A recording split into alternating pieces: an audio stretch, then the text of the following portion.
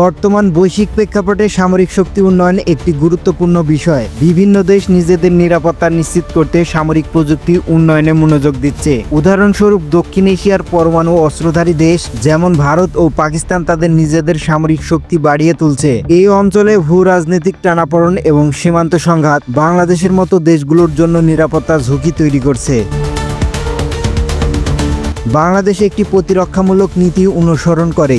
দেশটি বর্তমান সীমান্ত সুরক্ষা, সন্ত্রাস দমন এবং আঞ্চলিক স্থিতিশীলতা বজায় রাখার জন্য কাজ করছে। সেনাবাহিনী, নৌবাহিনী এবং বিমান বাহিনীকে আধুনিকায়ন প্রক্রিয়ায় রয়েছে বাংলাদেশ। তবে পরমাণু অস্ত্রধারী দেশের বিপরীতে বাংলাদেশের প্রচলিত সামরিক শক্তি তুলনামূলকভাবে সীমিত। কিন্তু প্রশ্ন হলো, আদৌ কি বাংলাদেশ পারমাণবিক অস্ত্র বানাতে পারবে?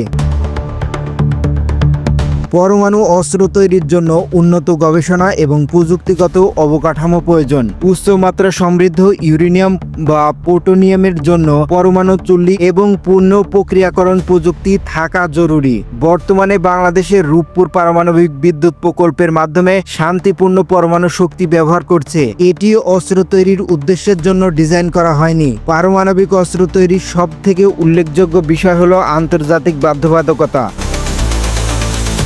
বাংলাদেশ 1974 সালে 17 সেপ্টেম্বর জাতিসংঘের নিরাপত্তা সদস্য পদ লাভ করে। পরবর্তীতে 31 আগস্ট 1979 সালে পারমাণবিক অস্ত্র বিস্তার রোধের চুক্তি স্বাক্ষর করে। এই চুক্তি অস্ত্রহীন পরমাণু শক্তি ব্যবহারের প্রতিশ্রুতিবদ্ধ। চুক্তি ভঙ্গ করলে আন্তর্জাতিক নিষেধাজ্ঞা এবং কূটনীতিক বিচ্ছিন্নতার শিকার হতে হবে বাংলাদেশকে। তবে এ চুক্তি স্বাক্ষর করেননি ভারত, পাকিস্তান ও ইসরায়েল। উত্তর কোরিয়া স্বাক্ষর করলেও ঘোষণা দিয়ে তারা চুক্তি থেকে বের হয়ে আসে। এ পর্যন্ত বিশ্বের 191টি দেশ এ চুক্তি স্বাক্ষর করেছে। রয়েছে রাজনৈতিক ও অর্থনৈতিক চ্যালেঞ্জ। পরমাণু অস্ত্র তৈরির জন্য বিপুল অর্থ প্রয়োজন। বাংলাদেশের মতো উন্নয়নশীল দেশগুলোর জন্য এ বিনিয়োগ অত্যন্ত চ্যালেঞ্জিং।